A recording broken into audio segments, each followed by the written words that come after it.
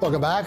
One of the big stock movers today on the Toronto Stock Exchange is Trian Well Services. It's done a deal. We've told you about it a couple of times in our newscast. The stock is up by nearly 11%. Our next guest covers this very sector, and he says the setup for these stocks has improved after a period of tariff uncertainty earlier this year. He's recently, for instance, upgraded his rating on one of the giants of the sector, Schlumberger. Let's welcome Waqar Syed, Managing Director of Energy Technology and Services at ATB Capital Markets. Waqar, thanks a lot for joining us. First of all, what's your reaction to the Trian news? It's a relatively small deal. Only $77 million is the outlay, but you will understand the implications much better than I. Why does the market like this deal from Trian so much? First of all, just from full exposure, ATB Capital Markets does business with Trian. So just wanted to let your viewers know that. But if you read the press release from Trian, they're very clear about the free cash flow accretion in the name. And while the cash outlay is about $77 million for the deal, they're also issuing stocks. So overall, the enterprise value comes to about $230 million. And for a company, Trian itself was about $800 million market cap, $900 million. So, in that context, it's a sizable deal. But like the company mentioned, the real value is in the free cash flow accretion in the deal. They will take some debt, but then they pay off the debt within the next 15 to 18 months time frame. And they also raise the dividend by about 10% per share and expand their footprint in Canada. They go into newer basins in Canada with the deal, maintain about a 30% kind of market share. So all in all, as the market has voted, it's a pretty good deal. Okay, thanks for that insight. What is your view of the sector at large? You say in some commentary that in the first half of this year, which is now just over, there was concern in the marketplace about the effect of U.S. tariffs on the oil field services sector. How would you characterize that concern? What was the worry of the market with respect to tariffs in these companies? Sure. So I'll go back a little bit into history. When we published our Q1 earnings preview, the title was uncertainty all around. That was the time when President Trump's Liberation Day tariffs had come in.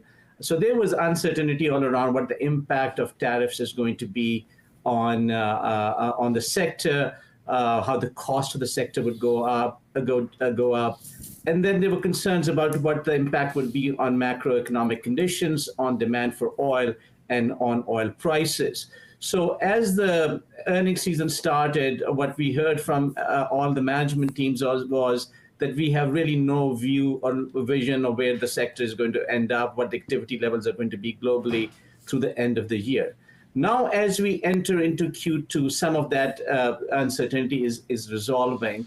I think market feels much more comfortable about global economic conditions. WTI prices, although they are not as attractive at $75 per barrel level, but $60 to $65 per barrel level, and today it's a little bit higher than that. I think investors and corporates have become comfortable. They may not like it. They would rather prefer 75, but they're comfortable with that $60 to $65 per barrel level. And the large public companies still generate a sizable free cash flow. Now, from an oil field services perspective, as this happens, the region that gets impacted still the most is the U.S. shale. But in Canada, as well as now internationally, I think things are things are starting to bottom out internationally. While in Canada, I think things were really never impacted negatively.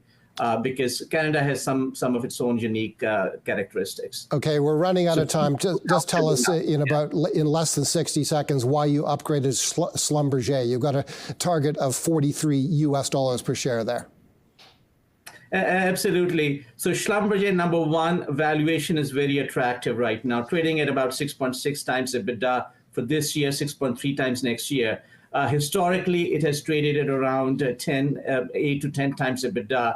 So value investors are starting to take a look at Schlumberger, number one. Number two, they've been looking at the ChampionX deal is likely to close very quickly. And we believe that Schlumberger is going to raise their synergy targets for ChampionX, which used to be $400 million before. Number three, the company, I think by the end of Q3 is going to break out their digital business separately from the core oil and gas related businesses. Schlumberger has done really, really well with their technology offerings, with the software offerings.